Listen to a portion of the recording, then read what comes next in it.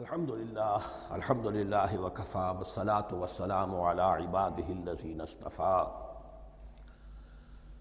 خصوصاً علی افضلہم وخاتم النبیین محمد الامین وعلی آلہ وصحبہ اجمعین اما بعد فاعوذ باللہ من الشیطان الرجیم بسم اللہ الرحمن الرحیم افتطمعون ان یؤمنوا لکم وقد کان فریق منہم یسمعون کلام اللہ ثم یحرفونہ من بعد ما عقلوہ وهم یعلمون صدق اللہ العظیم رب اشرح لی صدری ویسر لی امری واحلل عقدۃ من لسانی یفقہوا قولی اللہم ربنا الہمنا رشدنا واعذنا من شرور انفسنا اللہم ارنا الحق حقا وارزقنا اتباعہ وارنا الباطل باطلا وارزقنا اجتنابہ اللہم وفقنا لما تحب وترضى اللہم ربنا آنس وحشتنا فی قبورنا وارحمنا بالقرآن العظیم اللہم اجعلہ لنا اماما ونورا وہدا ورحمہ اللہم ذکرنا منہ ما نسینا وعلمنا منہ ما جہلنا وارزقنا تلاوته آناء اللیل وآناء النہار واجعلہ لنا حجتا یا رب العالمین آمین۔ اب تک ہم نے سورہ بقرہ کے 8 رکوع اور اس پر مستزاد صرف 3 آیات کا مطالعہ کیا ہے۔ آج میں چاہتا ہوں کہ ہماری رفتار قدر تیز ہو۔ تو یہ جو سلسلہ مضمون چل رہا ہے خطاب بے امت سابقہ امت مسلمہ بنی اسرائیل، ان کے ساتھ خطاب کا سلسلہ سورہ بقرہ میں 5ویں رکوع سے شروع ہوا اور 15ویں رکوع کے آغاز تک چلے گا۔ یہ 10 رکوع ہیں۔ عرض کر چکا ہوں بار بار، اور اس کو میں چاہتا ہوں آپ اچھی طرح ذہن نشین کر لیں کہ اس میں سے پہلا رکوع جو ہے وہ دعوت کا ہے، وہ بہت فیصلہ کن ہے۔ یہی وجہ ہے کہ دیکھیے اس رکوع کا آغاز ہوا یا بنی اسرائیل اذکروا نعمتی التی انعمت علیکم واوفوا بعہدی اوف بعہدکم وایای فارہبون، اور خود بخود ظاہر ہو رہا ہے اسلوب کلام سے کہ اگلے رکوع سے بات کا رنگ بدل گیا ہے۔ یا بنی اسرائیل اذکروا نعمتی التی انعمت علیکم وانی فضلتکم علی العالمین واتقوا یوما لا تجزی نفس عن نفس شیئا ولا يقبل منها شفاعة ولا يؤخذ منها عدل ولا هم ينصرون۔ یہ تہدید کا انداز ہے، دھمکی کا انداز ہے۔ تو میں نے عرض کیا تھا کہ 5واں رکوع اس خطاب میں بمنزلہ فاتحہ ہے، بہت اہم ہے، اور بقیہ جو 9 رکوع ہیں ان میں بریکٹ کا انداز ہے کہ 2 آیتوں سے بریکٹ شروع ہوتی ہے، انہی 2 آیتوں پر بریکٹ ختم ہوگی۔ یہ ملامت کا خطاب ہے، اور ان کے خلاف ایک مفصل فرد قرارداد جرم جو ہے وائد کی گئی ہے، جس کے نتیجے میں وہ اس منصب سے معزول کر دیے گئے جس پر 2000 برس سے فائز تھے، اور ان کی جگہ پر اب امت محمد، نئی امت مسلمہ علی صاحب الصلاۃ والسلام، اب اس کا نصب، اس کی انسٹالیشن، اور اس کی انسٹالیشن سیریمنی کے طور پر تحویل قبلہ کا معاملہ۔ یہ ربط کلام اگر سامنے نہ رہے تو انسان کھو جاتا ہے قرآن مجید کی طویل صورتوں کو پڑھتے ہوئے کہ بات کہاں سے چلی تھی، کدھر جا رہی ہے، کیا ربط ہے، کیا تعلق ہے، سیاق کلام کیا ہے۔ اس کو میں اس لیے بار بار، حالانکہ مجھے معلوم ہے کہ وقت کم ہے، لیکن میں اس چیز کو زیادہ اہمیت دے رہا ہوں۔ اب ان 9 رکوعوں کے مضامین میں کچھ تو واقعات ہیں، تم نے یہ کیا، تم نے یہ کیا، تم نے یہ کیا۔ ظاہر بات ہے ترجمہ تو کرنا ہوگا، کچھ مختصر وضاحت بھی کرنی ہوگی، لیکن ان کے تفصیل میں جانے کی ضرورت نہیں ہے۔ لیکن آپ نے دیکھا کہ کچھ واقعات کے بعد پھر کچھ ایسے یونیورسل ٹروتھس بیان ہوئے ہیں، ایسے عظیم حقائق کہ جو ابدی حقائق ہیں، ان کا کسی وقت سے، کسی قوم سے، کسی خاص گروہ سے تعلق نہیں، وہ تو اصول ہیں، سنت اللہ ہم انہیں کہہ سکتے ہیں، یہ اللہ کے جو عام قوانین ہیں، قواعد ہیں اس کائنات میں۔ ایک تو قوانین ہے طبعیہ، فزیکل لاز، ایک مورل لاز ہے کہ جو اس دنیا میں اللہ تعالیٰ کی طرف سے کار فرما ہے۔ تو جہاں وہ مورل لاز آتے ہیں جنہیں آپ کہا کرتے تھے جب بچپن میں کہانی پڑھی اور کہانی کے بعد لکھا اس کا مورل لیسن کیا ہے، اس کہانی سے سبق کیا حاصل ہوا، تو تھوڑے تھوڑے وقفے کے بعد وہ آیات آتی ہیں کہ جو اس گویا کہ اس سلسلہ کلام کے اندر یہ انتہائی اہمیت کی حامل ہے، اس لیے کہ وہ یونیورسل اہمیت کی حامل ہیں، اور ان میں در حقیقت ایک رہنمائی پوشیدہ ہے موجودہ امت مسلمہ کے لیے۔ مثلا جتنا حصہ ہم اب تک پڑھ چکے ہیں ان میں سے پہلے تو وہ آیت یاد کیجئے وَضُرِبَتْ عَلَيْهِمُ الذِّلَّةُ وَالْمَسْكَنَةُ وَبَاءُوا بِغَضَبٍ مِّنَ اللَّهِ۔ معلوم ہوا کہ ایسا ہو سکتا ہے کہ ایک امت مسلمان ہو، اس پر اللہ کے بڑے فضل ہوئے ہوں، بڑا اکرام ہوا ہو، بہت انعام ہوا ہو، پھر وہ اپنی بے عملی یا بد عملی کے باعث اللہ تعالیٰ کے غضب کی مستحق ہو جائے اور ذلت اور مسکنت اس پر تھوپ دی جائے۔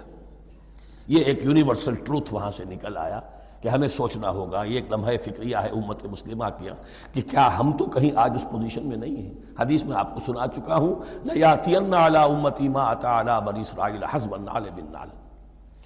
دوسرا اسی طرح کا یونیورسل ٹروتھ والا مقام تھا آخری جو ہم نے کل پڑھا ہے ثُمَّ قَسَتْ قُلُوبُكُمْ وَهِيَ كَالْحِجَارَةِ أَوْ أَشَدُّ قَسْوَةً۔ کسی مسلمان امت کا یہ حال بھی ہو سکتا ہے کہ ان کے دل اتنے سخت ہو جائیں کہ سختی میں پتھروں کو اور چٹانوں کو مات دے جائیں۔ یہ بھی ایک کیفیت ہے جو سامنے آئی، حالانکہ قوم وہ ہے انی فضلتکم علی العالمین، از کجا تاب کجا، لیکن یہ حقیقت بھی ہمارے سامنے آئی کہ یہ چیزیں جو ہیں اپنی جگہ پر امکانات میں سے ہیں۔ البتہ یہاں ایک بات میں عرض کر دوں کہ اس قساوت قلبی میں پوری امت برابر مسلط جو ہے مبتلا نہیں ہوا کرتی، اس میں امت کے جو قائدین ہوتے ہیں اور امت مسلمہ کے قائدین اس کے علماء ہوتے ہیں، سب سے زیادہ شدت کے ساتھ یہ خرابی ان میں آتی ہے، اس لیے کہ باقی لوگ تو پیروکار ہیں، پیچھے چلتے ہیں، وہ اعتماد کرتے ہیں کہ یہ ہے اللہ کی کتاب کے پڑھنے والے، یہ ہے تورات کے حامل، یہ جانتے ہیں، وہ ان کے پیچھے پیچھے چل رہے ہوتے ہیں۔ لیکن جو لوگ جان بوجھ کر اللہ کی کتاب میں تحریف کر رہے ہوں انہیں تو پتہ ہے ہم کیا کر رہے ہیں، جو لوگ جان بوجھ کر حق کو پہچان کر اس کا انکار کر رہے ہیں انہیں تو پتہ ہے کہ ہم کیا کر رہے ہیں۔ در حقیقت یہ سزا ان پر آتی ہے۔ یہ بات اب ان آیات میں جو آج ہم پڑھنے چلے ہیں بہت زیادہ واضح ہو جائے گی انشاءاللہ۔ فرمایا افتطمعون ان یؤمنوا لکم، تو اے مسلمانوں کیا تم یہ توقع رکھتے ہو کہ یہ ایمان لے آئیں گے تم پر، تمہاری بات مان لیں گے؟ ظاہر بات ہے مسلمانوں کو توقع تھی کہ مشرکین مکہ تو بہت دور تھے دین سے، توحید سے دور، رسالت کا کوئی تصور ہی نہیں، کتاب کوئی ان کے پاس تھی ہی نہیں۔ یہ تو یہود ہیں اور ان کے پاس تو کتاب رہی ہے، یہ موسیٰ کے ماننے والے ہیں، یہ توحید کے علم بردار ہیں، یہ آخرت کا بھی اقرار کرتے ہیں، تو ان کو جھٹپٹ مان لینا چاہیے۔ تو جو مسلمانوں کے دل میں، عام مسلمانوں کے دل میں جو حسن ظن تھا، اب در حقیقت یہ اس کو ایڈریس کیا جا رہا ہے افتطمعون ان یؤمنوا لکم، تمہیں بڑی طمع ہے، کوشش ہے، تمہاری خواہش ہے، آرزو ہے، تمنا ہے، توقع ہے کہ یہ بات مان لے گے تمہاری۔ وَقَدْ كَانَ فَرِيقٌ مِّنْهُمْ يَسْمَعُونَ كَلَامَ اللَّهِ ثُمَّ يُحَرِّفُونَهُ مِن بَعْدِ مَا عَقَلُوهُ وَهُمْ يَعْلَمُونَ، جبکہ حال یہ ہے کہ ان میں سے ایک جماعت، ایک گروہ وہ بھی ہے کہ جو اللہ کے کلام کو سن کر پھر اس میں تحریف کرتا رہا ہے، اس کے بعد کہ اس کو سمجھ لیتا تھا اور اچھے جان بوجھ کر تحریف کرتا تھا۔ اب ظاہر بات وہ گروہ کون ہوں گے؟ علماء ہی تو ہیں نا، عام آدمی تو تحریف نہیں کر سکتا تھا، تحریف کرنے والے تو علماء تھے۔ افتؤمنون ان یؤمنوا لکم وقد کان فریق منهم یسمعون کلام اللہ ثم یحرفونہ من بعد ما عقلوہ وهم یعلمون واذا لقوا الذین آمنوا قالوا آمنا۔ اب دیکھیے ایک بات بڑی عجیب سامنے آئے گی کہ جس طرح منافقین مسلمانوں میں تھے ایسے ہی منافقین یہود میں بھی تھے۔ یہود میں سے کچھ لوگ ایسے تھے کہ جب منکشف ہو گیا اور کچھ ان کی صالح فطرت بھی تھی، اب وہ آنا چاہتے تھے اسلام کی طرف، لیکن اپنے خاندان کو، گھر والوں کو، اپنے کاروبار کو، اپنے قبیلے کو چھوڑنا بھی ممکن نہیں تھا، اور قبیلوں کی سرداری جو ہے وہ ان کے علماء یہود کے پاس ہے۔ تو دل ان کے کچھ صاف ساتھ آ چکے تھے اہل ایمان کے، اور جب وہ اہل ایمان سے ملتے تھے تو کبھی کبھی باتیں بھی بتاتے، ہاں یہ بات جو محمد کہہ رہے ہیں یہ تورات میں لکھی ہوئی تھی، واقعی یہ بات یوں ہی تھی۔ اب اس کے بعد جب وہ جاتے تھے اپنے شیاطین کے پاس، وہی شیاطین ان کے علماء، ان کے بڑے سرکردہ لوگ، تو وہ جا کر انہیں ڈانٹ ڈپٹ کرتے تھے، بے وقوفو یہ کیا کر رہے ہیں تم، یہ بات بتا رہے انہیں تاکہ اللہ کے ہاں جا کر وہ تم پر حجت قائم کرے کہ انہیں پتا تھا اور پھر بھی انہوں نے نہیں مانا۔ اب یہ ان کا آپس کا مکالمہ ہو رہا ہے۔ وَإِذَا لَقُوا الَّذِينَ آمَنُوا قَالُوا آمَنَّا،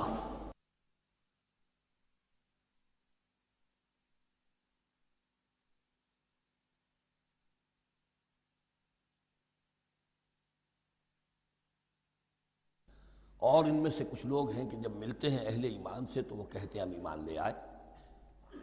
وَإِذَا خَلَا بَعْضُهُمْ إِلَى بَعْضٍ، اور جب وہ خلوت میں ہوتے ہیں ایک دوسرے کے ساتھ، قالوا، وہ کہتے ہیں اتحدثونہم، کیا تم بتا رہے ہو ان کو، بما فتح اللہ علیکم، وہ باتیں جو اللہ نے کھولی ہیں تم پر، لیحاجوکم بہ عند ربکم، کہ وہ تم پر حجت قائم کریں تمہارے رب کے پاس، کہ اللہ اس نے مانا تھا کہ ہاں تورات میں یہ ہے، تو تم ذرا عقل سے کام لو، اور یہ حقیقتیں جو تورات کے ذریعے سے ہمیں معلوم ہے ان مسلمانوں کو مت بتاؤ۔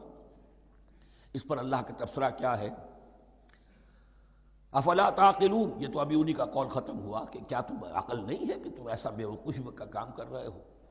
اولا یعلمون، یہ تبصرہ اللہ کا، تو کیا یہ لوگ نہیں جانتے ان اللہ یعلم ما یسرون وما یعلنون، کہ اللہ تو جانتا ہے وہ سب کچھ بھی جو وہ چھپاتے ہیں اور وہ سب کچھ بھی جسے وہ ظاہر کرتے ہیں۔ تو چاہے یہ باتیں مسلمانوں کو بتاؤ نہ بتاؤ، اللہ کی طرف سے تو محاسبہ ہو ہی جانا ہے، لہذا یہ بھی ان کی ناسمجھی کی دلیل ہے۔ اب آ رہی ہے وہ اصل اہم بات جو میں نے آج ابتدا میں بیان کر دی تھی، وَمِنْهُمْ أُمِّيُّونَ، ان میں سے بھی ایک طبقہ تو ہے ان پڑھ لوگوں کا۔ اب دیکھیے امی اصل میں تو ایک طرح سے کہنا چاہیے کہ مشرکین عرب کے لیے لفظ ہے قرآن مجید میں، کیوں؟ ان کے اندر پڑھنے لکھنے کا رواج بھی نہیں تھا، کوئی آسمانی کتاب بھی ان کے پاس نہیں تھی۔ لیکن اب یہود کے بارے میں کہا جا رہا ہے، جیسے آج مسلمان ہیں کہ اکثر و بیشتر مسلمان تو جاہل ہیں، چاہے پی ایچ ڈی کیا ہوا ہو، پی ایچ ڈی تو فزکس میں کیا ہوا ہے، قرآن کی الف بیتیں نہیں آتی، دین کے جو ہیں مبادی تک سے ناواقف ہیں، بہت پڑھے لکھے، اس کو ہمارے بعد لوگ کہتے ہیں پڑھے لکھے جاہل۔ آج کی عظیم اکثریت مسلمانوں کے، پڑھے لکھے مسلمانوں کی، وہ پڑھے لکھے جاہلوں پر مشتمل ہے۔ اس میں شامل کر لیجئے ہماری اکثریت جو ہے ہی بغیر پڑھی لکھی، تو اب انہیں کیا پتہ؟ وہ تو سارا اعتماد کریں گے علماء پر، کوئی بریلوی ہیں بریلوی علماء پر اعتماد کریں گے، کوئی دیوبندی ہیں وہ دیوبندی علماء پر اعتماد کریں گے، کوئی اہل حدیث ہیں وہ اہل حدیث علماء پر اعتماد کریں گے۔ منہم امیون، اب امیون کا سہارا کیا ہوتا ہے؟ منہم امیون لا یعلمون الکتاب الا امانیہ، وہ کتاب سے تو واقف نہیں ہوتے، اپنی کچھ خواہشات ہیں کہ جن کو جانتے ہیں۔ یہ خواہشات بعد میں کھل جائے گا، یہ خواہشات کیا ہیں؟ ہم تو اسرائیلی ہیں، ہم تو اللہ کے محبوب ہیں، ہم تو امت محمد میں ہیں، ہماری تو شفاعت ہو ہی جائے گی، یہ امانی ہے۔ تلک امانیہم، اور ہمیں تو جہنم میں داخل کیا بھی تو تھوڑے سے عرصے کے لیے، ہمیں نکال لیا جائے گا، یہ امانی ہے۔ تو ان کے پاس تو یہ تو ان امانی، امنیہ کہتے ہیں خواہش، امانی اس کی جمع ہے، یہ اپنی خواہشات، انگریزی کا لفظ صحیح تعبیر کرے گا وشفل تھنکنگ، یہ اپنی اس وشفل تھنکنگ کے سہارے جی رہے ہیں، علم ان کے پاس ہے ہی نہیں۔ وَإِنْهُمْ إِلَّا يَظُنُّونَ، اور وہ نہیں کچھ کر رہے ہیں مگر ظن و تخمین، گمان ہے، ان کے اپنے من گھڑت خیالات ہیں۔ فَوَيْلٌ لِّلَّذِينَ يَكْتُبُونَ الْكِتَابَ بِأَيْدِيهِمْ، تو اصل ہلاکت اور بربادی اور ویل کے بارے میں بعض روایات یہ بھی آئی ہیں کہ وہ جہنم کا وہ طبقہ ہے جس سے خود جہنم پناہ مانگتی ہے، سخت ترین۔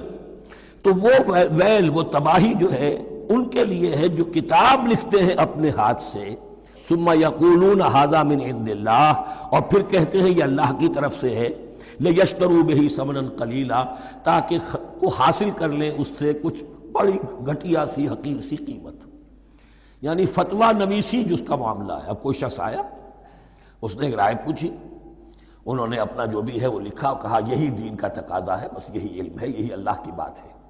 اب اس میں کتنا کچھ واقعتاً انہوں نے صحیح بات کہی ہے، کتنی ہٹ درمی سے کام لیا ہے، کتنی کسی رشوت کے مبنی کو رائے دی ہے، خود بدلتے نہیں قرآن کو بدل دیتے ہیں، وہ کس درجہ فقیہان حرم بے توفیق۔ تو یہ ان کے علماء کا کردار تھا۔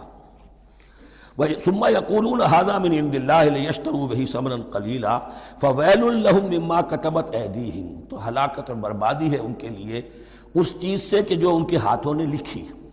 وَوَيْلٌ لَهُم مِّمَّا يَكْسِبُونَ، اور ان کے لیے ہلاکت اور بربادی ہے اس کمائی سے جو وہ کر رہے ہیں۔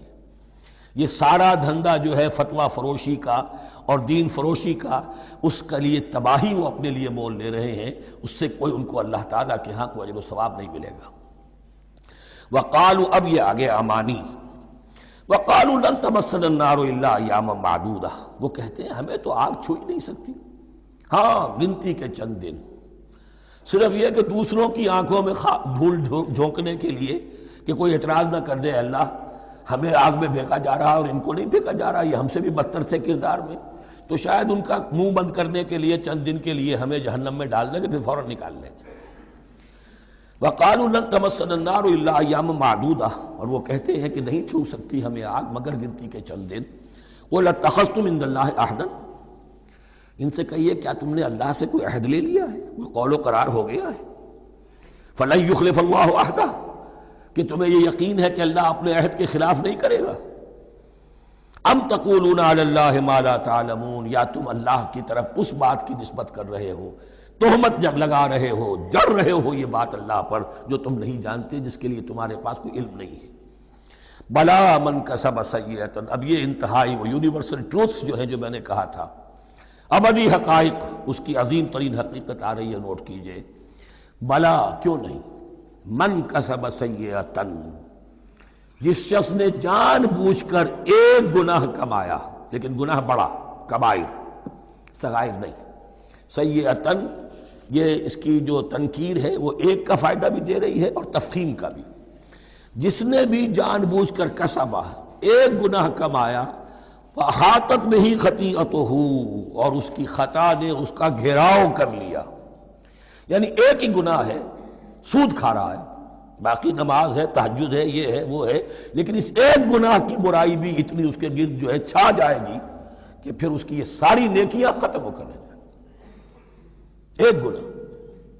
بلا من کسب سیئۃ واحاطت بہ خطیئتہ فاولئک اصحاب النار هم فیہا خالدون، اس میں ہمارے مفسرین نے یہ لکھا ہے کہ اس کی خطا کاری اتنی اس کے اوپر چھا جائے کہ ایمان کا کوئی اثر باقی نہ رہے۔ اور المعاصی برید الکفر، یہ علماء کے ہاں اصول ہے کہ یہ جو گناہ ہوتے ہیں یہ ڈاک ہے کفر کی، ہوتے ہوتے گناہ پر مداومت اگر اس پر چلتا ہے تو اصل میں ہوتے ہوتے ہوتا یہ ہے کہ اسے پتہ بھی نہیں ہوتا، وہ اپنے آپ کو مسلمان سمجھتا ہے، اندر سے ایمان ختم ہو چکا ہوتا ہے۔ دیمک کی طرح جو ہے وہ دروازے کی چوکھٹ جو ہے کھائی گئی، اوپر صرف ایک ونیئر لگا ہوا ہے جو نظر نہیں آ رہا۔ یہ عقل جو ہے اللہ نے دیمک کو بھی دی ہے کہ چھوٹی سی چھپٹی چھوڑ دینا تاکہ دھوکہ کھاتے رہیں لوگ گھر والے، باقی یہ کہ اندر سے کھوکھلا کر دیا۔ اولئک اصحاب النار، یہ آگ والے ہیں، ہم فیہا خالدون، جو اس میں ہمیشہ ہمیشہ رہیں گے۔ یہ ہے قاعدہ کلیہ، قرآن کا قطعی اور ابدی فیصلہ۔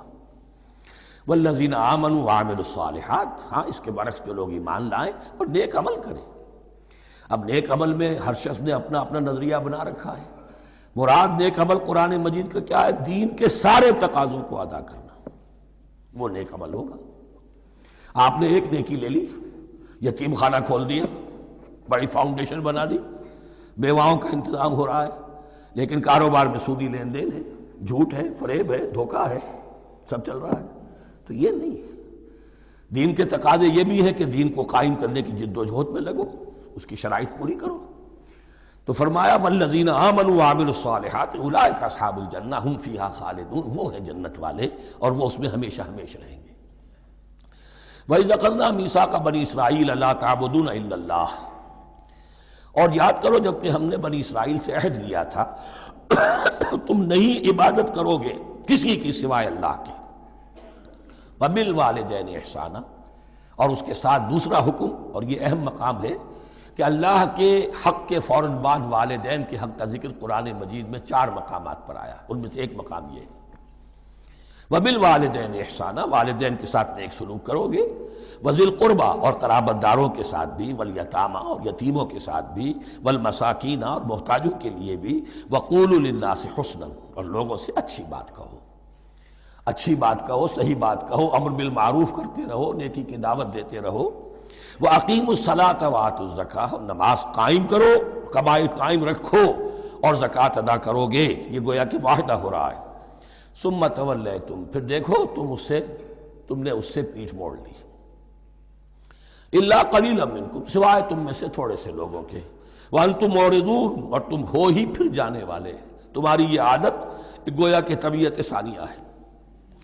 اب ایک خاص مثال آ رہی ہے، اس کے بعد پھر ایک بہت بڑا یونیورسل ٹروتھ آئے گا۔ مثال کیا ہے؟ اللہ نے ان سے ایک عہد لیا تھا، وَإِذْ أَخَذْنَا مِيثَاقَكُمْ، ہم نے تم سے یہ عہد بھی لیا تھا، لَا تَسْفِكُونَ دِمَاءَكُمْ، دیکھو اپنا خون نہیں بہاؤ گے، یعنی آپس میں جنگ نہیں کرو گے، لڑو گے نہیں، تم بنی اسرائیل ایک وحدت بن کر رہو گے، جیسے کہ قرآن مجید میں آیا ہے انما المؤمنون اخوۃ، تم بھائی بھائی ہو، لا تسفکون دماءکم، اپنا خون نہیں بہاؤ گے، ولا تخرجون انفسکم من دیارکم، اور نہ ہی تم نکالو گے اپنے کچھ لوگوں کو ان کے گھروں سے۔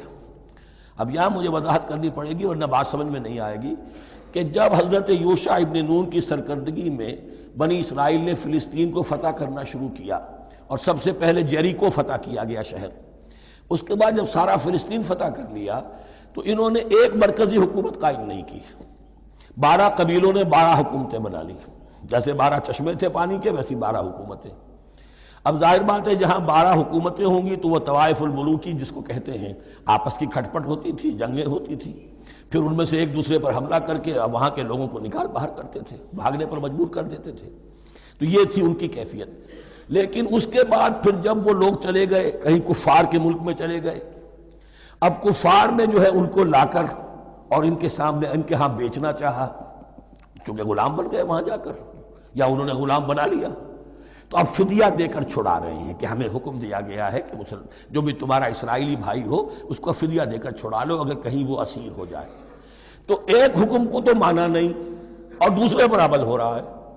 حکم تو یہ تھا کہ آپس میں خون ریزی کرو ہی نہیں، اس حکم کو تو توڑ دیا، لیکن بڑے متقیانہ انداز میں اب جو اس وقت اس کی وجہ سے جو غلام بن گئے یا اسیر ہو گئے اب ان کو چھڑوا رہے کہ اللہ کا حکم ہے، شریعت کا حکم ہے۔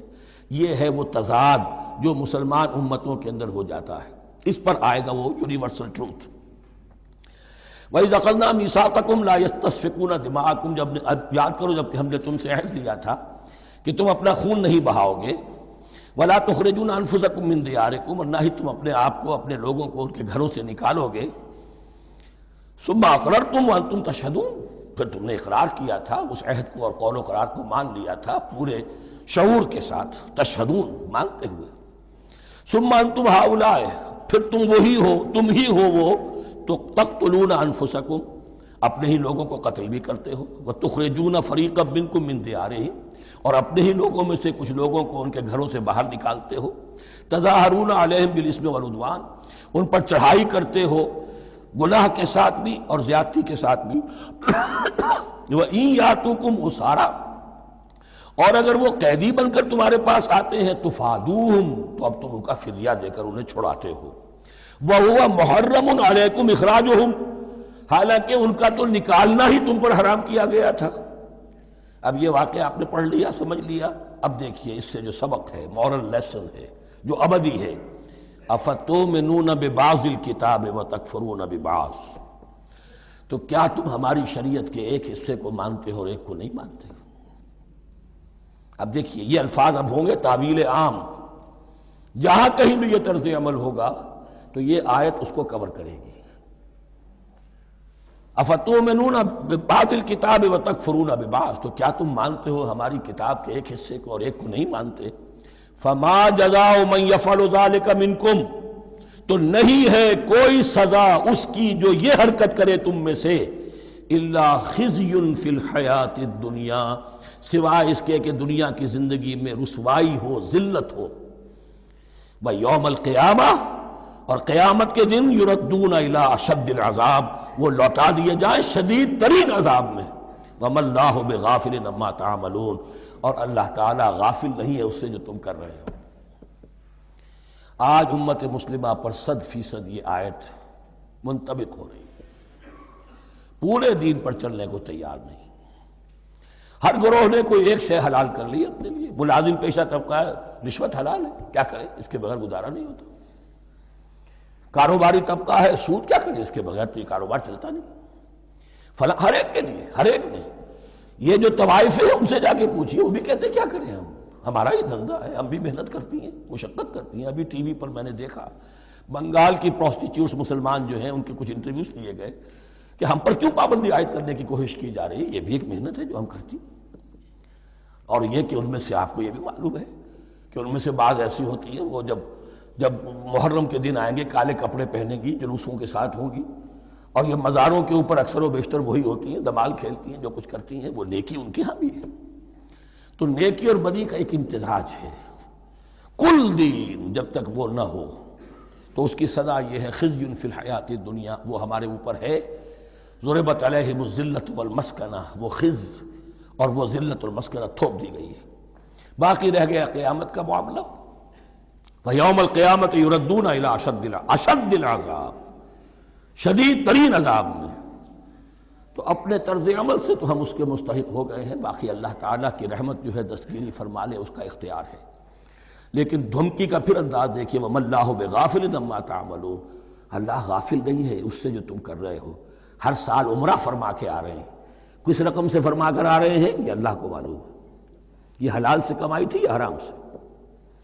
رمضان مبارک میں حرم میں پہلی صف میں جگہ ریزرو کرائی ہوئی ہے سیٹھ صاحب نے، اور وہاں کے شرطوں کو بھی رشوتیں دیتے ہیں، اور وہ سمجھتے ہیں کہ ہم تو سارا نہا دھو کر آ گئے، سال بھر جو بھی حرام کمائی کی تھی سب پاک ہو گئے۔ اللہ نا واقف نہیں ہے، اللہ تمہاری داڑھیوں سے دھوکہ نہیں کھائے گا، اللہ تمہارے اماموں سے اور ابا اور قبا سے دھوکہ نہیں کھائے گا۔ He knows you through and through, He sees you through and through۔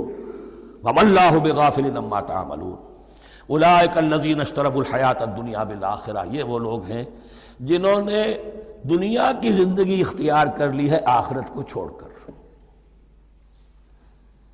فَلَا يُخَفَّفُ عَنْهُمُ الْعَذَابُ وَلَا هُمْ يُنصَرُونَ، تو اب ان کے لیے نہ تو ان سے عذاب میں تخفیف کی جائے گی اور نہ ان کی کوئی مدد کی جائے گی۔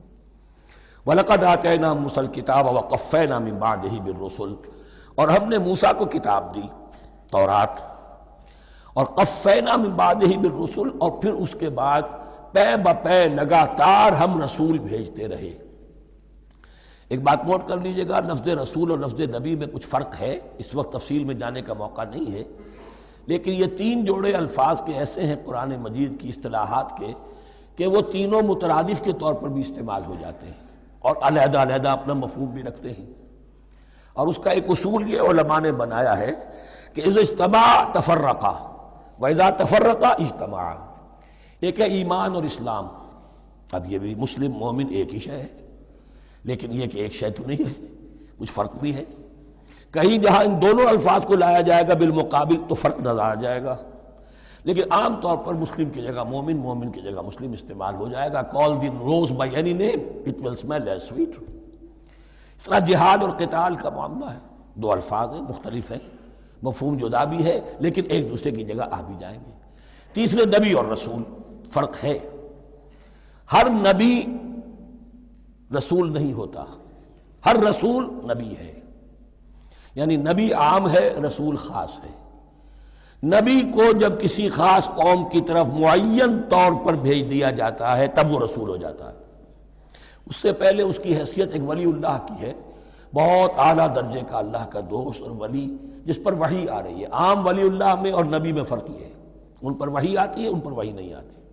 لیکن اس نبی کو اگر اب آپ بھیج دیں گے کہ جاؤ اذهب الى فرعون، اب وہ رسول ہو گئے، جاؤ اب مدین کی طرف، الى مدین اخاہم شعیبا، اب رسول ہو گئے۔ تو یہ فرق ہے نبی اور رسول کا۔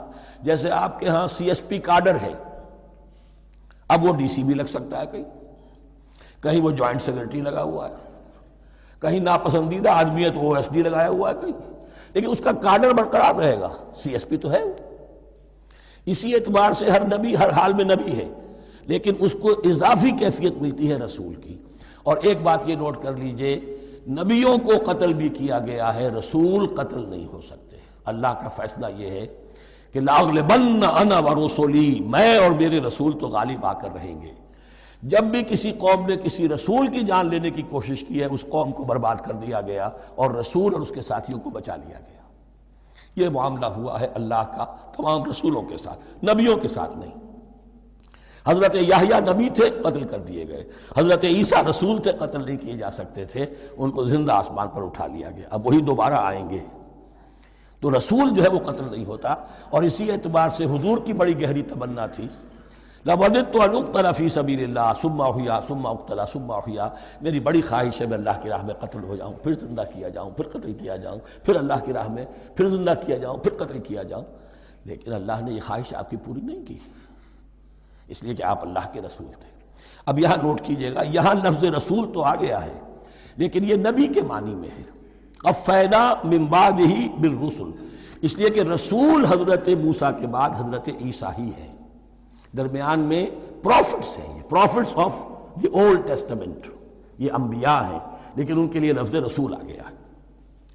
وَآتَيْنَا عِيسَى ابْنَ مَرْيَمَ الْبَيِّنَاتِ وَأَيَّدْنَاهُ بِرُوحِ الْقُدُسِ، اور ہم نے عیسیٰ کو بڑی واضح نشانیاں دیں.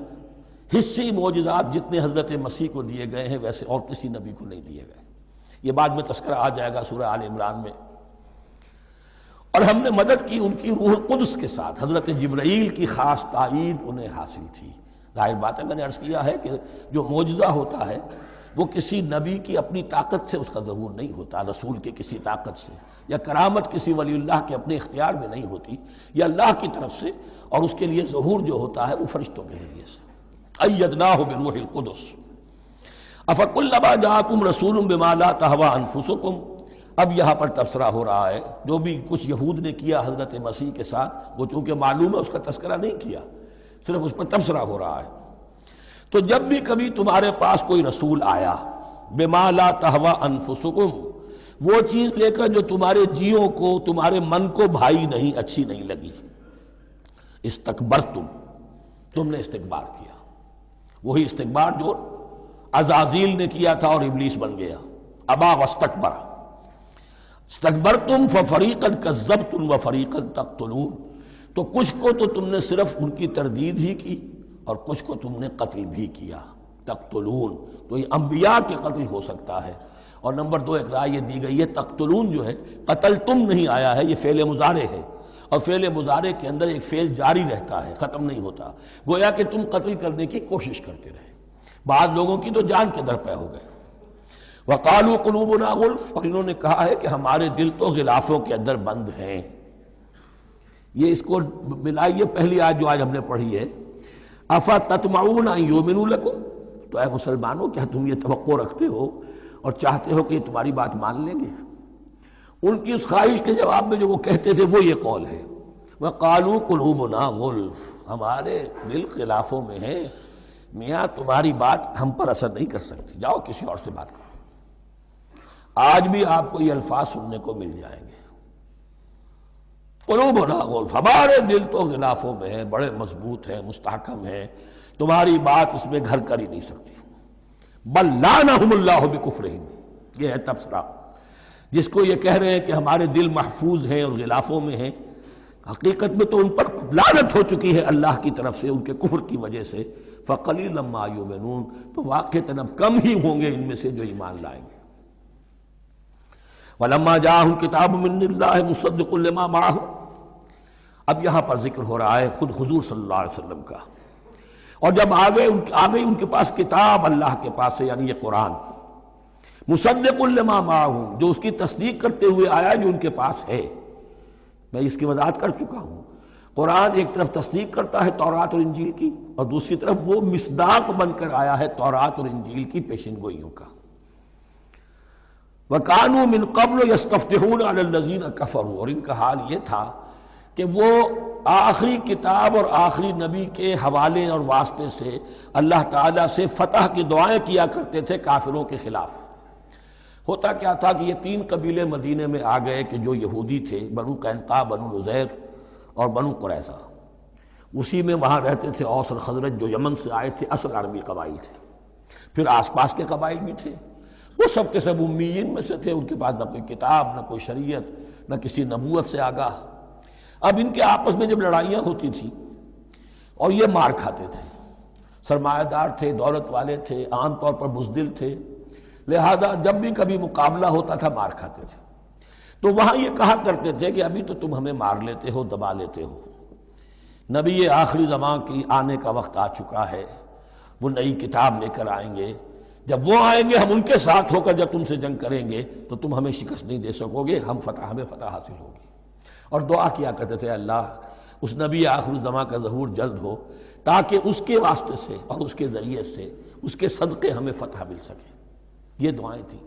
چونکہ خزرج اور اوس کے لوگوں نے ان کی یہ دعائیں سنی ہوئی تھیں، یہی وجہ ہے کہ حج میں سن 11 نبوی کے حج میں یا سن 10 نبوی کے حج میں جب وہاں پر 6 آدمیوں سے حضور نے بات کی جو خزرج کے تھے سب کے سب، انہوں نے کلنکھیوں سے ایک دوسرے کو دیکھا، معلوم ہوتا ہے یہ وہی نبی ہے جن کا ذکر یہ یہودی کرتے ہیں، تو اس سے پہلے کہ وہ ایمان لائے تم ایمان لے آؤ۔ گویا کہ وہ علم بالواسطہ طور پر جو انہیں پہنچا تھا وہ ان کے لیے کتنا بڑا سرمایہ بن گیا، ان کی نجات کا ذریعہ بن گیا۔ اور وہ علم جو ان کے پاس تھا تعصب کی وجہ سے اور تکبر کی وجہ سے وہ اسی طرح رہ گئے۔ فَذَهَبَ اللَّهُ بِنُورِهِمْ وَتَرَكَهُمْ فِي ظُلُمَاتٍ لَا يُبْصِرُونَ صُمٌّ بُكْمٌ عُمْيٌ فَهُمْ لَا يَرْجِعُونَ۔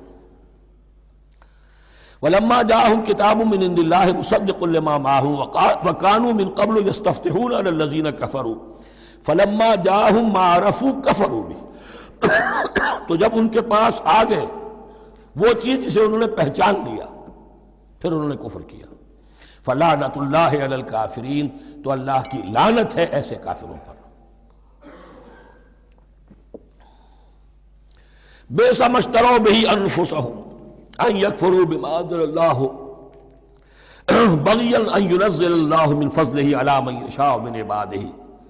بہت بری شے ہے جس کے عوض کہ انہوں نے اپنی جانوں کو فروخت کر دیا، یعنی دنیا کا حقیر سا نفع، یہاں کی حقیر سی مسندیں، یہاں کا جو بھی چودراہٹیں ہیں، جو بھی ان کی حیثیت ہے، صرف اس کا قربانی دینے کو تیار نہیں، یہی تو سبب ہے، اس کی وجہ سے کفر کر رہے ہیں پہچان کر۔ تو بری ہے وہ شے جس کے لیے انہوں نے اپنے آپ کو بیچ دیا۔ ان یکفروا، کہ وہ کفر کر رہے ہیں اس وجہ سے، بما انزل اللہ بغیا، جو اللہ نے نازل فرمایا ہے، اور کفر کیوں کر رہے ہیں؟ اس زدم زدہ میں ان ينزل اللہ من فضلہ علی من یشاء من عبادہ، کہ اللہ تعالیٰ نے نازل کر دیا ہے اپنے اس فضل میں سے اپنے بندوں میں سے جس پر چاہا۔ وہ اس امید میں تھے کہ وہ اسرائیلی ہی ہوگا۔ جب 1400 برس تک نبوت ہمارے پاس رہی، اب فترت کا زمانہ ہے، 600 برس گزر گئے، اب آخری نبی آنا ہے، ان کو گمان یہ تھا وہ ہم میں سے ہی ہوگا۔ یہاں یہ ہوا کہ یہ رحمت اللہ کی اور یہ فضل جو ہے بنی اسماعیل پر ہو گیا۔ اس کی وجہ سے زدم زدہ بغین، اس بغین کے لفظ کو اچھی طرح نوٹ کر لیجئے، یہ اختلاف جو ہوتا ہے دین میں اس کا اصل سبب یہ بغین کا لفظ آئے گا بار بار قرآن مجید میں۔ یہ بغین کیا ہے؟ جس سے عہد حاضر کے ایک خاص جو مکتب فکر ہے سائیکالوجی کا، ایڈلر کا، اس میں یہ قرار دیا گیا ہے کہ انسان کے جو موٹیوز ہیں، جو اس کا انسٹنکٹس ہیں، ان میں ایک بہت پاورفل موٹیو جو ہے to dominate, urge to dominate. میں اس کی بات کیوں مانوں، یہ کیوں نہ میری مانے، یہ ڈومینیشن۔ تو بغین، بغیہ کے معنی بھی ہے حد سے بڑھنا، تجاوز کرنا، تو وہ اپنی حد سے بڑھ کر دوسروں کے اوپر روب گانٹھنے کے لیے یہ سارا انہوں نے کیا، اس وجہ سے کہ بنی اسماعیل کے ایک شخص محمد صلی اللہ علیہ وسلم پر اللہ تعالیٰ نے یہ رحمت نازل فرما دی۔ فباؤوا بغضب علی غضب، تو وہ لوٹے غضب پر غضب لے کر، یعنی تہ بر تہ غضب ہے ان پر اللہ تعالیٰ کا۔ وَلِلْكَافِرِينَ عَذَابٌ مُّهِينٌ، اور ایسے کافروں کے لیے اہانت آمیز، مہین اہانت سے بنا ہے، اہانت آمیز عذاب ہے۔ وَإِذَا قِيلَ لَهُمْ آمِنُوا بِمَا أَنزَلَ اللَّهُ، اور جب ان سے کہا جاتا ایمان لاؤ اس پر جو اللہ نے نازل فرمایا، قَالُوا نُؤْمِنُ بِمَا أُنزِلَ عَلَيْنَا، ہم ایمان رکھتے ہیں اس پر جو ہم پر نازل ہوا۔ وَيَكْفُرُونَ بِمَا وَرَاءَهُ، اور وہ کفر کر رہے ہیں جو اس کے پیچھے ہے۔ انہوں نے انجیل کا کفر کیا، حضرت مسیح کو نہیں مانا، انہوں نے محمد کا کفر کیا ہے صلی اللہ علیہ وسلم، اور قرآن کو نہیں مانا۔ وَهُوَ الْحَقُّ مُصَدِّقًا لِمَا مَعَهُمْ، اور وہ کفر کر رہے ہیں حالانکہ وہ حق ہے، سچ ہے، درست ہے، اور تصدیق کرتے ہوئے آیا ہے اس کی جو ان کے پاس ہے۔ قل، اے نبی ان سے کہیے، فَلِمَ تَقْتُلُونَ أَنبِيَاءَ اللَّهِ، یہاں وہ لفظ واضح ہو گیا، تو پھر کیوں تم قتل کرتے رہے ہو اللہ کے نبیوں کو، من قبل، اس سے پہلے، ایسے ہی حق پرست ہو، ایسے ہی جو کچھ تم پر نازل کیا گیا اس پر ایمان رکھنے والے ہو، تو تم نے نبیوں کو کیوں قتل کیا؟ تم نے زکریا کو کیوں قتل کیا علیہ الصلوۃ والسلام؟ تم نے یحییٰ کو کیوں قتل کیا علیہ الصلوۃ والسلام؟ تمہارے تو ہاتھ جو ہے نبیوں کے خون سے آلودہ ہے۔ فَلِمَ تَقْتُلُونَ أَنبِيَاءَ اللَّهِ مِن قَبْلِ إِن كُنتُم مُؤْمِنِينَ، اگر واقعتاً تم ایمان والے ہو۔ وَلَقَدْ جَاءَكُم مُوسَىٰ بِالْبَيِّنَاتِ، تمہارے پاس موسیٰ آئے تھے کھلی تعلیمات لے کر، واضح معجزے لے کر۔ ثُمَّ اتَّخَذْتُمُ الْعِجْلَ مِن بَعْدِهِ، پھر تم نے اس کے بعد اس کی غیر حاضری میں بچڑے کو اپنا معبود بنا لیا۔ وَأَنْتُمْ ظَالِمُونَ، اور تم ظالم ہو۔ وَإِذْ أَخَذْنَا مِيثَاقَكُمْ وَرَفَعْنَا فَوْقَكُمُ الطُّورَ، یاد کرو جب کہ ہم نے تم سے عہد لیا تھا اور تمہارے اوپر کوہ طور کو معلق کر دیا تھا۔ خُذُوا مَا آتَيْنَاكُمْ بِقُوَّةٍ، پکڑو اس کو مضبوطی کے ساتھ جو ہم نے تمہیں دیا ہے۔ وَاسْمَعُوا، اور سنو۔ قَالُوا سَمِعْنَا وَعَصَيْنَا، انہوں نے کہا ہم نے سنا اور نافرمانی کی۔ یہ ان کی ایک اور بیماری تھی، الفاظ کو ذرا سا چکر دے کر ایسے پڑھنا کہ مفہوم جو ہے بالکل بدل جائے۔ کوئی اعتراض کہے تو کہے گا کوئی شخص کہ اپنے کانوں کا جا کے میل نکلوائیے، میں نے تو اطعنا کہا تھا، آپ کو عصینا سننے میں آ گیا۔ لیکن وہ اپنے لوگ جو ہوتے تھے ان کے منافقوں کے، اور آپس میں جو ہوتے تھے وہی منافق اس وقت حضرت موسیٰ کے ساتھ، کردار تو ایک ہی رہا ہے ہمیشہ سے۔ اس کردار کے لوگ جو ہیں یہ حرکتیں کرتے تھے، اور پھر ان سے سرزنش کی جاتی کہ بھائی ہم نے تو کہا تھا سمعنا واطعنا، آپ کے اپنی سماعت میں کوئی خلل ہوگا۔ قالوا سمعنا وعصینا، ہم نے سنا اور ہم نے رد کیا، نافرمانی کی۔ وَأُشْرِبُوا فِي قُلُوبِهِمُ الْعِجْلَ بِكُفْرِهِمْ، اور ان کے اس کفر کی پاداش میں یا کفران نعمت کی سزا کے طور پر ان کے دلوں میں بچھڑے کی محبت اور تقدس جو ہے وہ پلا دیا گیا۔ قُلْ بِئْسَ مَا يَأْمُرُكُمْ بِهِ إِيمَانُكُمْ إِن كُنتُم مُؤْمِنِينَ، کہیے ان سے بری ہیں یہ باتیں، برا ہے وہ جس کا کہ حکم دے رہا ہے تمہیں تمہارا ایمان، ایمان کے ساتھ یہ حرکتیں۔ ان کنتم مومنین، اگر تم مومن ہو تو کیا ایمان کے ساتھ یہ حرکتیں ممکن ہوتی ہیں؟ قُلْ إِن كَانَتْ لَكُمُ الدَّارُ الْآخِرَةُ عِندَ اللَّهِ خَالِصَةً مِّن دُونِ النَّاسِ فَتَمَنَّوُا الْمَوْتَ إِن كُنتُمْ صَادِقِينَ۔ پھر یہ ایک یونیورسل ٹروتھ آ رہا ہے، بہت اہم، اس کو کرتے ہوئے خود انٹروسپیکشن کی ضرورت ہے پڑھتے ہوئے، کیونکہ ان کا یہ خیال تھا نحن ابناء اللہ وحباؤہ، ہم تو اللہ کے بڑے چہیتے ہیں، بڑے لاڈلے ہیں، اولیاء ہیں، ہم پسندیدہ لوگ ہیں، we are the chosen people of the lord, یہ ان کا کہنا جو ہے یہ تو ان کی بڑی کھلی بات ہے۔ اور ان کا کہنا ہے کہ آخرت کا گھر تو ہمارے لیے ہے ہی ہے، اٹھا لو۔ اب دیکھیے لٹمس ٹیسٹ ان کے سامنے رکھا جا رہا ہے، لیکن یہ لٹمس ٹیسٹ میرے اور آپ کے لیے بھی ہے۔ قُلْ إِن كَانَتْ لَكُمُ الدَّارُ الْآخِرَةُ عِندَ اللَّهِ خَالِصَةً مِّن دُونِ النَّاسِ، اے نبی ان سے کہیے کہ اگر تمہارے لیے آخرت کا گھر اللہ کے پاس خالص کر لیا گیا ہے دوسرے لوگوں کو چھوڑ کر، یعنی تمہاری ریزرویشن ہو چکی ہے وہاں، تمہارے لیے تو جنت ہی جنت ہے، فَتَمَنَّوُا الْمَوْتَ إِن كُنتُمْ صَادِقِينَ، تو اگر تم سچے ہو تو تمہیں موت کی تمنا کرنی چاہیے، موت کی تمنا کرو۔ اگر اتنا ہی یقین ہے جنت میں داخل ہونے کا تو دنیا میں رہنا تم پر گراں ہونا چاہیے۔ یہاں کی تو بہت سی کلفتیں ہیں، بہت سی محنتیں ہیں، مشقتیں ہیں، کتنی کتنی کوفت اٹھانی پڑ جاتی ہے۔ یقین اگر ہو کہ آخرت ہے اور وہاں میرا مقام جنت میں ہے تو زندگی تو لائبلٹی معلوم ہونی چاہیے، ایسٹ معلوم نہیں ہونا چاہیے۔ پھر تو دنیا سجن نظر آنی چاہیے، جیسا کہ حدیث میں فرمایا گیا الدنیا سجن المومن و جنت الکافر، یعنی کم سے کم یہ کہ دنیا میں زیادہ رہنے کی آرزو تو نہ ہو، یہ کم سے کم ہے۔ آخرت پر ایمان، اور اگر اپنا معاملہ اللہ کے ساتھ خلوص پر ہے، دھوکے بازی پہ نہیں ہے، بل الانسان علی نفسہ بصیرہ، ہر انسان کو معلوم ہے میں کہاں کھڑا ہوں، آپ کا دل آپ کو بتا دے گا آپ اللہ کے ساتھ دھوکے بازی کر رہے ہیں یا آپ کا معاملہ اللہ کے ساتھ خلوص و اخلاص پر مبنی ہے۔ اگر یقین ہے کہ خلوص و اخلاص پر ہے تو پھر تو یہ ہے کہ زندگی ایسٹ نہیں لائبلٹی، اور دنیا باغ نہیں قید خانہ نظر آنا چاہیے، اور اس میں انسان رہتا ہے ایک مجبوراً، اللہ نے بھیجا ہے رہنا ہے، جو جو اس کی طرف سے ذمہ داریاں عائد کی گئی ہیں وہ ادا کرنی ہے، لیکن یار رہنے کی خواہش یہ اگر ہے تو یا تو آخرت پر ایمان نہیں یا اپنا اللہ کے ساتھ معاملہ خلوص اور اخلاص پر مبنی نہیں. دس از دی لٹمس ٹیسٹ. فَتَمَنَّوُا الْمَوْتَ إِن كُنتُمْ صَادِقِينَ وَلَن يَتَمَنَّوْهُ أَبَدًا، اور یہ ہرگز نہیں کریں گے تمنا اس کی موت کی، بِمَا قَدَّمَتْ أَيْدِيهِمْ، بسبب ان کرتوتوں کے جو ان کے ہاتھوں نے آگے بھیجے ہوئے ہیں. ہر شخص کو معلوم ہے میں نے کیا کمائی کی ہے، کیا بھیجی ہے. وَاللَّهُ عَلِيمٌ بِالظَّالِمِينَ، اور اللہ ان ظالموں سے بخوبی واقف ہے. وَلَتَجِدَنَّهُمْ أَحْرَصَ النَّاسِ عَلَىٰ حَيَاةٍ، اور تم انہیں دیکھو گے اس دنیا کی زندگی پر تمام انسانوں سے بڑھ کر حریص ہیں. وَمِنَ الَّذِينَ أَشْرَكُوا، یہاں تک کہ مشرکوں سے زیادہ حریص ہیں. اور یہ بات صحیح ہے. اہل ایمان کے ساتھ مقابلہ مشرکین نے کیا، کھل کر میدان میں آ کر کیا، ڈٹ کر کیا، اپنی جانیں اپنے باطل معبودوں کے لیے قربان کی. یہودی نہیں لڑ سکے، من ورائے جدر، فصیلوں کے پیچھے سے اور ادھر سے، لیکن سامنے آ کر مقابلہ نہیں کر سکے، اس لیے کہ انہیں جانیں بہت عزیز تھی. وَلَتَجِدَنَّهُمْ أَحْرَصَ النَّاسِ عَلَىٰ حَيَاةٍ وَمِنَ الَّذِينَ أَشْرَكُوا، حتیٰ یہ کہ مشرکین سے بھی زیادہ یہ دنیا کی زندگی کے حریص ہیں. يَوَدُّ أَحَدُهُمْ لَوْ يُعَمَّرُ أَلْفَ سَنَةٍ، ان میں سے ہر ایک کی یہ خواہش ہے کہ کسی طرح اس کی عمر 1000 برس ہو جائے.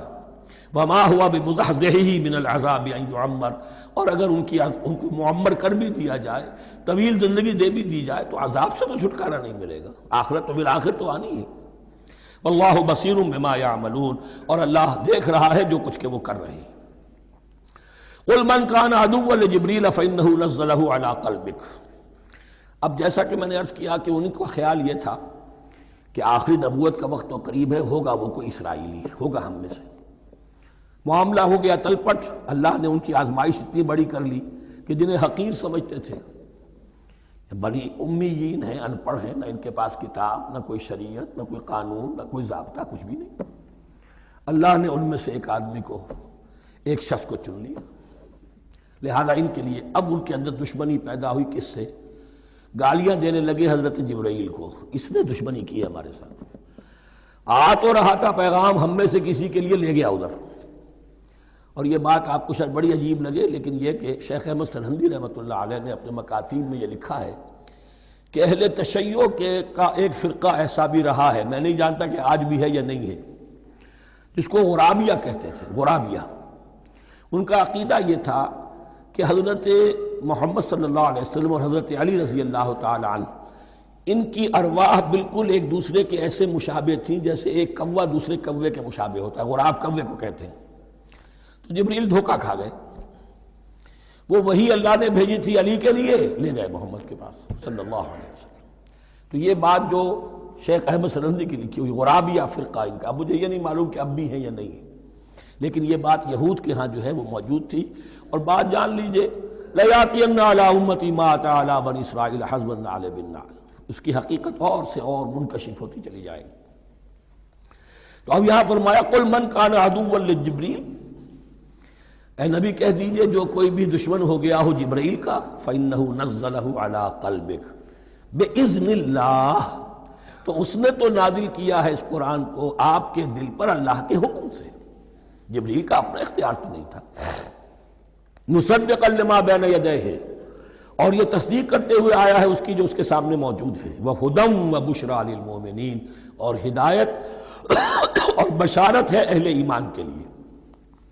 اور اس کے بعد اب فرمایا جا رہا ہے کہ اللہ اور اس کے رسول اور اس کے ملائکہ یہ ایک آرگینک ہول ہیں، یہ ایک جماعت ہے.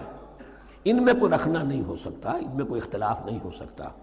اگر کوئی جبریل کا دشمن ہے تو وہ اللہ کا دشمن ہے، اگر کوئی اللہ کے سچے رسول کا دشمن ہے تو وہ اللہ کا دشمن ہے، جبریل کا بھی دشمن ہے. من کان عدوا للہ وملائکتہ ورسلہ وجبریل ومیکال فإن اللہ عدو للکافرین. تو کان کھول کر سن لو، جو کوئی بھی دشمن ہے اللہ کا اور اس کے فرشتوں کا اور اس کے رسولوں کا اور جبرائیل کا اور میکائیل کا، تو اللہ تعالیٰ کی طرف سے بھی اعلان ہے کہ اللہ ایسے کافروں کا دشمن ہے. وَلَقَدْ أَنزَلْنَا إِلَيْكَ آيَاتٍ بَيِّنَاتٍ، اور اے نبی ہم نے آپ کی طرف نازل کر دی ہے روشن آیات. وَمَا يَكْفُرُ بِهَا إِلَّا الْفَاسِقُونَ، اور انکار نہیں کرتے ان کا مگر وہی کہ جو سرکش ہے. وَمَا يُضِلُّ بِهِ إِلَّا الْفَاسِقِينَ، تیسرے رکوع میں جو سورہ بقرہ کے الفاظ آئے تھے. اب کلما عہدوا عہدا نبذہ فریق منہم، تو جب بھی کبھی انہوں نے کوئی عہد کیا، اللہ سے میثاق کیا، اللہ کے رسولوں سے کوئی عہد کیا، نبذہ فریق منہم، ان میں سے ایک گروہ نے اس معاہدے کو پھینک دیا اٹھا کر، بل اکثرہم لا یؤمنون، بلکہ ان کی اکثریت جو ہے ایمان سے خالی ہے، جیسا کہ حال آج امت مسلمہ کا ہے۔ مسلمان ہیں، ایمان حقیقی، ایمان قلبی، یقین والا ایمان وہ کتنوں کو حاصل ہے، ڈھونڈ اب ان کو چراغ رخ زیبا لے کر۔ وَلَمَّا جَاءَهُمْ رَسُولٌ مِّنْ عِندِ اللَّهِ مُصَدِّقٌ لِّمَا مَعَهُمْ نَبَذَ فَرِيقٌ مِّنَ الَّذِينَ أُوتُوا الْكِتَابَ، پھر وہی بات، اور جب آئے ان کے پاس اللہ کی طرف سے ایک رسول یعنی محمد صلی اللہ علیہ وسلم، مصدق لما معہم، اور تصدیق کرتے ہوئے آئے ہیں اس کی جو ان کے پاس موجود ہے، ان کے ساتھ ہے، نبذ فریق من الذین اوتوا الکتاب کتاب اللہ وراء ظہورہم، ان کی ایک گروہ، ان کی ایک جماعت نے اللہ کی کتاب کو اپنی پیٹھوں کے پیچھے پھینک دیا، کأنہم لا یعلمون، گویا کہ وہ جانتے ہی نہیں، انجانے سے ہو کر رہ گئے، نہیں ہمیں کچھ پتہ نہیں۔ ان کے عوام پوچھتے ہوں گے کیا یہ وہی نبی ہیں جن کا ذکر نہیں، کیا بولے، کوئی یقین سے نہیں کہہ سکتے، کچھ نہیں، ابھی دیکھیں گے، تیل دیکھو، تیل کی دھار دیکھو، کأنہم لا یعلمون، جیسے انہیں علم نہیں۔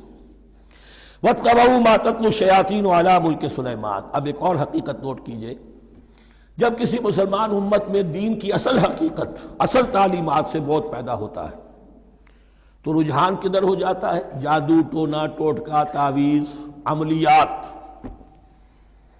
قرآن کی عملیات۔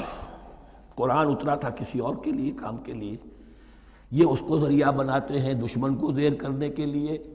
محبوب آپ کے قدموں میں آ کر گرے گا، عمل قرآنی ہے، اتنے 100 روپے کا آپ لے جائیے تو مل جائے گا۔ یہ دندے ہمارے ابھی چل رہے ہیں، خوب چلتے ہیں، اور میں سمجھتا ہوں کہ سب سے زیادہ فلرشنگ کاروبار جو ہے وہ اس طرح کا ہے۔ ہینگ لگے نہ پھٹکڑی، نہ آپ کو کوئی اس میں محنت کرنے کی ضرورت ہے، نہ اس کے اندر آپ کو انویسٹ کرنے کی ضرورت ہے، اور کاروبار چلتا۔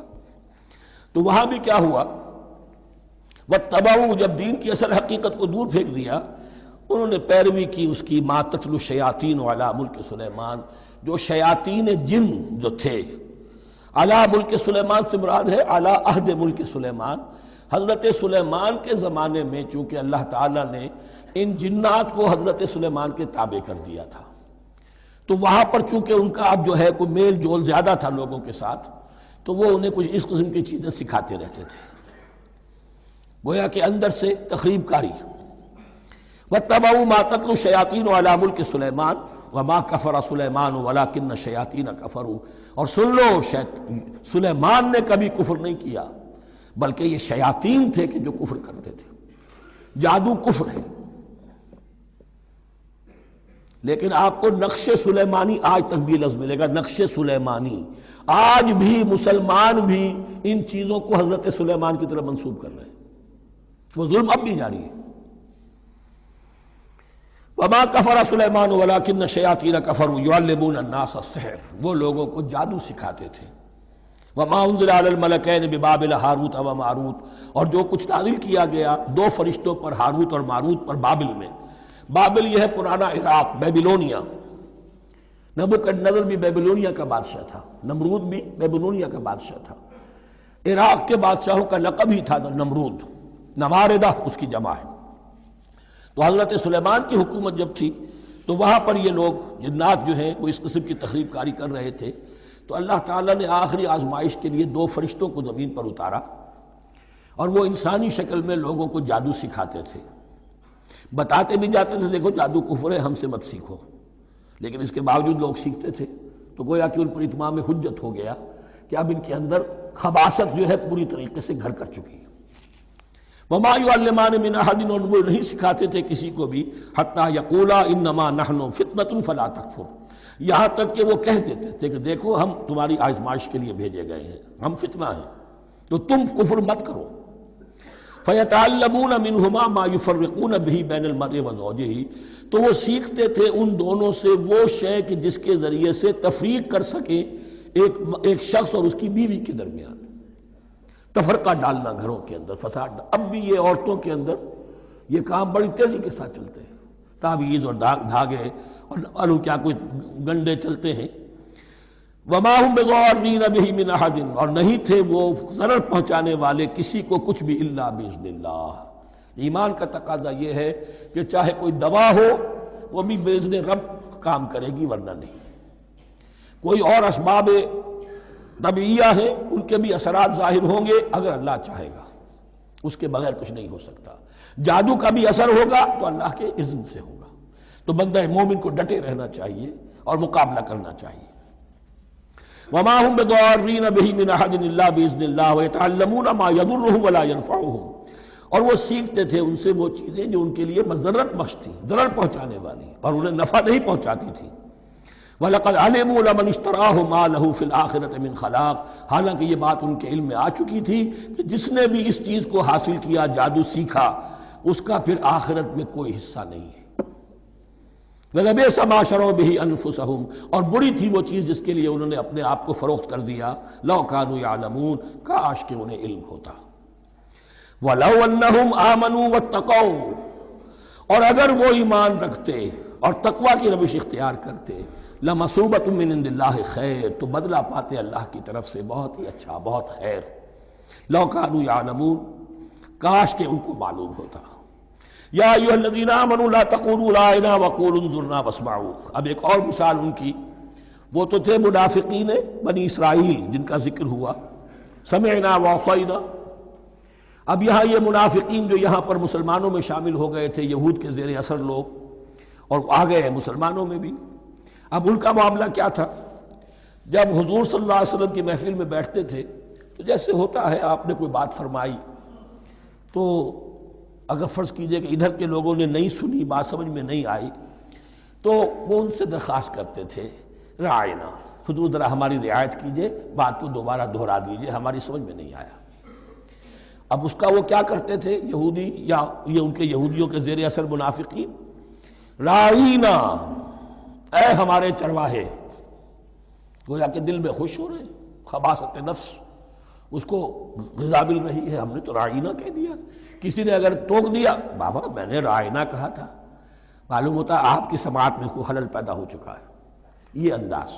تو مسلمانوں سے کہا جا رہا ہے، یہ واحد آیت ہے اس پورے سلسلے میں جس میں خطاب یا ایھا الذین آمنوا سے ہے، لیکن اصل میں روح سخن اب بھی بنی اسرائیل کی شرارت ہے۔ یا ایھا الذین آمنوا لا تقولوا رأینا وقولوا انظرنا واسمعوا، دیکھو تم اس لفظ کو چھوڑ دو، اے اہل ایمان تم مت کہا کرو رعاینا، تم کہا کرو انظرنا، اے نبی ہماری طرف توجہ فرمائیے، یا ہمیں مہلت دیجیے۔ نظر کے دونوں معنی ہیں، دیکھنا، ہمیں دیکھیے، اور انتظار بھی اسی سے بنا ہے، ذرا سی مہلت دیجیے۔ واسمعوا، اور دوسرے یہ کہ توجہ سے سنا کرو تاکہ دوبارہ پوچھنے کی ضرورت ہی پیش نہ آئے۔ وللکافرین عذاب علیم، اور ان کافروں کے لیے تو دردناک عذاب ہے۔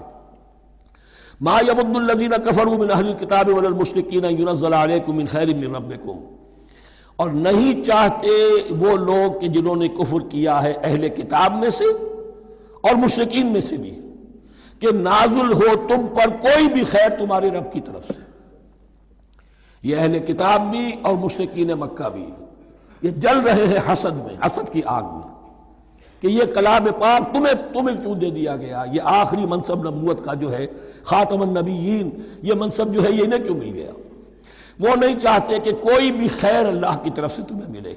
واللہ یختص برحمتہ من یشاء، حالانکہ یہ اللہ کا پریروگیٹو ہے، اللہ کا فیصلہ ہے، اللہ خاص کر لیتا ہے اپنی رحمت کے لیے جس کو چاہے، یہ اس کا فیصلہ ہے۔ واللہ ذو الفضل العظیم، اور اللہ تعالیٰ بڑے فضل والا ہے۔ ما ننسخ من آیت او ننسها نأت بخیر منہا او مثلہا، ہم نہیں منسوخ کرتے کسی بھی آیت کو یا اسے بھلواتے۔ ایک تو ہے ننسخ، منسوخ کر دینا، ایک ہے حافظے سے ہی کسی کے محو کر دینا۔ ما ننسخ من آیت او ننسها نأت بخیر منہا، تو ہم اس کی جگہ پر اس سے بہتر لے آتے ہیں، او مثلہا، یا ویسی ہی لے آتے ہیں۔ الم تعلم ان اللہ علی کل شیء قدیر، کیا تم یہ نہیں جانتے کہ اللہ تعالیٰ ہر چیز پر قدرت رکھتا ہے، اسے ہر شے کا اختیار ہے۔ الم تعلم ان اللہ لہ ملک السماوات والارض، کیا تم نہیں جانتے کہ اللہ کے لیے ہی اختیار مطلق ہے، بادشاہی ہے آسمانوں اور زمین کی۔ وما لکم من دون اللہ من ولی ولا نصیر، اور نہیں ہے تمہارے لیے اللہ کے سوا کوئی بھی نہ ولی اور نہ مددگار۔ بارک اللہ لی ولکم فی القرآن العظیم ونفعنی وإیاکم بالآیات والذکر